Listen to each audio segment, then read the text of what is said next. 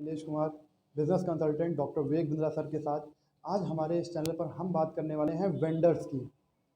हर व्यापारी को ज़रूरत पड़ती है वेंडर की, उससे रिलेशन बनाने की, वेंडर को सर्च करने की, उसकी लिस्टिंग बनाने की, उसकी क्वालिटी ध्यान रखने की, उसकी क्वांटिटी ध्यान रखने की, उसके साथ एक लंबा रिलेशन बनाने की, लॉन्ग टर्म सस्टेनेबिलिटी बनाने की। तो आज हम बात करते हैं, हमारे कुछ ऐसे 5 पॉइंट्स हैं जो हमने देखे हैं कि ये आगे चल के हर वेंडर्स में काम आने वाले हैं। तो कुछ ऐसे ही 5 पॉइंट्स को हम जल्दी जल्दी कवर करते हैं हमारी वीडियो में। तो पहला पॉइंट जो है हमारा, वो पहला पॉइंट ये है कि वेंडर का सिलेक्शन, उसकी नाम, उसका डिटेल, उसका काम, उसकी वेबसाइट, ये सारी चीज़ें सेलेक्ट करना है। इसके साथ साथ हमें वेंडर की क्वालिटी, वेंडर की क्वांटिटी, वेंडर की टाइम ड्यूरेशन, ये सारी चीज़ें पता करनी है। क्योंकि आपने वेंडर सेलेक्ट किया है, उसके बाद जो दिक्कतें आने वाली हैं उसके बारे में मैं आगे बात करूंगा। लेकिन अभी बात करते हैं सिलेक्शन की।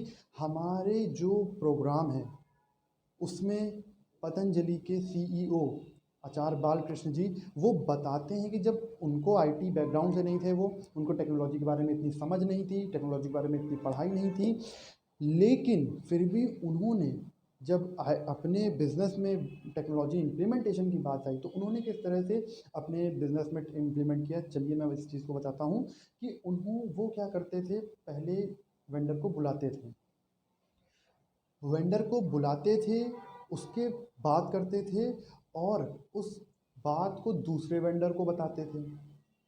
फिर जब तीसरा वेंडर आता था, पहले और दूसरे वेंडर की बात वो तीसरे वेंडर को बताते थे। फिर जब चौथा वेंडर आता था तो पहले, दूसरे, तीसरे वेंडर की बात चौथे वेंडर को बताते थे। आई नो कि ये बहुत एक टाइम टेकन प्रोसेस है, लेकिन ये करना ज़रूरी है। क्यों? क्योंकि आपको पता है वेंडर आपके साथ बार बार नहीं बदलने वाला है। जो आपने पहली बार समय लगाया है वो आप लंबे समय के लिए लगा सकते हो। तो यहाँ पर उन्होंने इस तरह से अपने बिज़नेस में टेक्नोलॉजी का इम्प्लीमेंट किया। आप भी कर सकते हो। आगे चल के इस वीडियो के एंड में मैं ये भी बात करूँगा कि किस तरह से आप अपने बिज़नेस में जो लिस्टिंग है, जो वेंडर की रैंकिंग है, जो वेंडर की क्वालिटी है, जो वेंडर की क्वांटिटी है, इन सबको अपने साथ लिख सकते हो। क्योंकि डॉक्यूमेंटेशन ना करना पड़े, आपकी जो टीम है उसको ज़्यादा मेहनत ना करना पड़े सिर्फ इसी को सर्च करने में। इसके बारे में भी मैं आपको बताऊंगा कि किस तरह से आप इन चीज़ों के ऊपर ध्यान दे सकते हो, ऑटोमेट कर सकते हो। अभी चलते हैं हमारे दूसरे पॉइंट की तरफ। आपको ट्रांसपेरेंसी बनानी है। ट्रांसपेरेंसी आपके कस्टमर के साथ भी ज़रूरी है, ट्रांसपेरेंसी आपके जो टीम हायर की है आपने उसके साथ भी ज़रूरी है, एम्प्लॉयज़ के साथ भी ज़रूरी है, और ट्रांसपेरेंसी आपको अपने वेंडर के साथ भी ज़रूरी है। आप एग्रीमेंट करवाइए अपने वेंडर के साथ। एग्रीमेंट में अपनी सारी डिटेल्स लिखिए, अपनी पॉलिसीज़ को भी सिक्योर करिए और वेंडर की भी जो कंडीशंस हैं उनको भी सिक्योर कीजिए।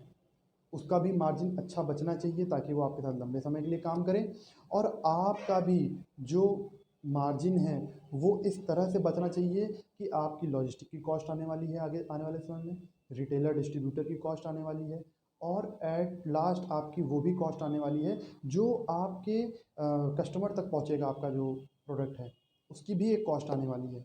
तो इस चीज़ को भी हमें ध्यान रखना है। तो इन सारी चीज़ों को हम ध्यान रखते हुए एग्रीमेंट करवा सकते हैं।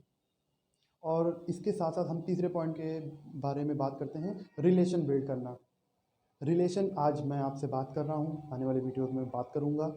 रिलेशन आपका भी मेरा एक हो सकता है, रिलेशन आपका अपने टीम के साथ हो सकता है, रिलेशन आपका अपने कस्टमर के साथ होता है, लेकिन रिलेशन यहाँ पर आपका अपने वेंडर के साथ भी होना चाहिए। आप अच्छा रिलेशन कैसे कर सकते हो? एक टीम एम्प्लॉय मोटिवेट रहता है जब उसको वैसा कल्चर मिलता है। एक एम्प्लॉय आपके साथ सस्टेन रहता है जब उसको पेमेंट टाइम पर मिलती है, जब उसको लगता है कि इस कंपनी में मेरे पास ग्रोथ के चांसेस ज़्यादा हैं। एक कस्टमर आपके साथ तब एम्प्लॉय रहता है जब आप ट्रांसपेरेंट रहते हो, उसको हर बार अच्छी सर्विस प्रोवाइड कर रहे हो, हर बार आप उसके जो भरोसा किया था उस कस्टमर ने, आप उसके ऊपर खरे उतर रहे हो।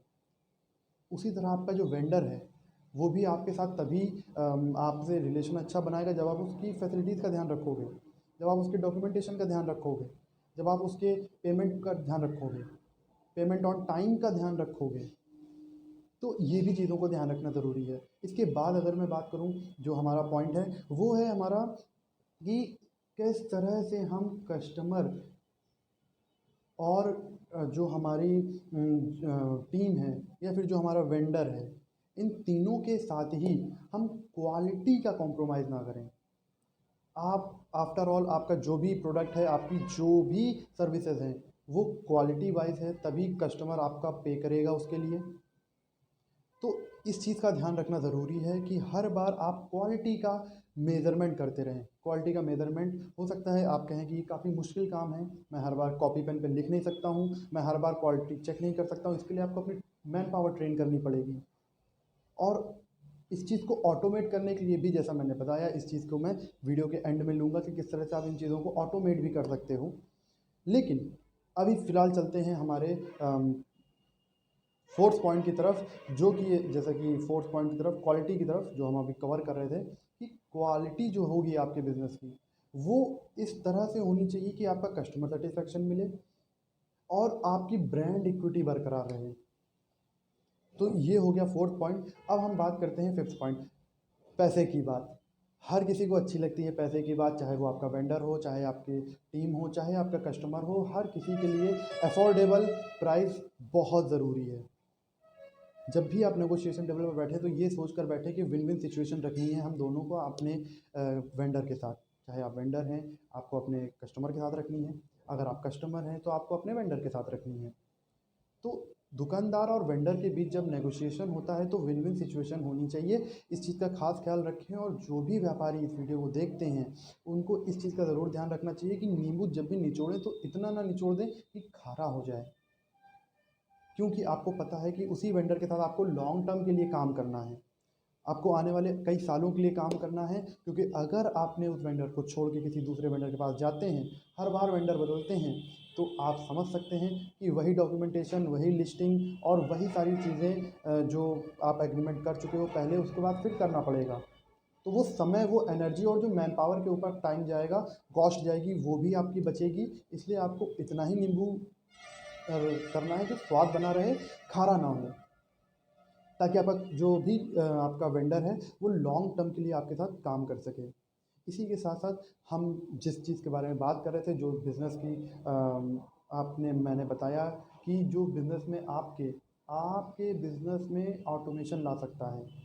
आपको याद रखने की ज़रूरत नहीं है कि आपका कौन सा वेंडर ने क्या क्वालिटी दी है और कौन से वेंडर ने किस तरह की क्वांटिटी दी है। तो इस चीज़ को हम लोग मेज़र करते हैं हमारे ईआरपी टेक्नोलॉजी से।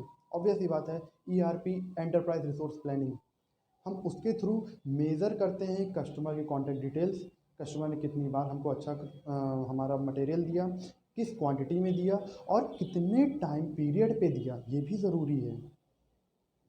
तो इन चारों चीज़ों को ध्यान में रखते हुए ही हम अपने वेंडर को रेटिंग दे सकते हैं, हम अपने वेंडर को रैंकिंग दे सकते हैं कि ये वेंडर हमारे साथ कई साल से काम कर रहा है और अच्छा काम कर रहा है, कंसिस्टेंट। और हम ये भी रैंकिंग दे सकते हैं कि कई बार ये हमारा वेंडर है जो शुरू में तो कहा था कि हाँ मैं आपको अच्छा प्रोडक्ट दूंगा, एक बार उसने दिया, दो बार उसने दिया, बट चौथी बार से उसने क्वालिटी ख़राब करना शुरू कर दिया, क्वांटिटी में घपला करना शुरू कर दिया, या फिर टाइम पीरियड उसने घटा दिया। तो इस चीज़ का भी हमको ध्यान रखना है कि किस तरह से हम इन चीज़ों को ऑटोमेट कर सकते हैं, और इन चीज़ों को ईआरपी के थ्रू, बहुत भी मुश्किल नहीं है। मैंने आपको वेंडर चूज़ करने के तरीके बताए हैं, मैंने आचार्य बालकृष्ण जी का वो रामबाण बताया है आपको, जिसका आप भी इस्तेमाल कर सकते हैं। तो इन चीज़ों को करिए, ईआरपी को ढूंढिए ऐसे वेंडर्स को जो ईआरपी आपके बिज़नेस में इम्प्लीमेंट कर सकते हैं। And after all, at last, video को इंफॉर्मेशन से फ़ायदा नहीं होगा जब तक आप इम्प्लीमेंट नहीं करेंगे। अगर मैंने ईआरपी की बात करी है तो उसको इम्प्लीमेंट कीजिए, वेंडर से पूछिए, ढूंढिए ऐसे वेंडर्स को, गूगल पर सर्च करिए, जैसे मैंने पहले भी बताया, फ्रेंड्स एंड फैमिली से सर्च करिए, कॉम्पिटिटर से भी ज़रूर सर्च कीजिए, वो भी आपको हो सकता है अच्छी सलाह दें कि आप इस वेंडर के पास जाकर ऐसा सामान आप ले सकते हो। तो इस चीज़ पे भी फोकस करिए, और हमारी आने वाली वीडियोस में भी हम आपको ऐसे ही मिलते रहेंगे, कुछ यूज़फुल इन्फॉर्मेशन के साथ, कुछ इम्प्लीमेंटेबल एक्शंस के साथ हम आपको इसी तरह मिलते रहेंगे। थैंक यू हमारी वीडियोस देखने के लिए। Please like, share and subscribe and hit the bell icon for more updates.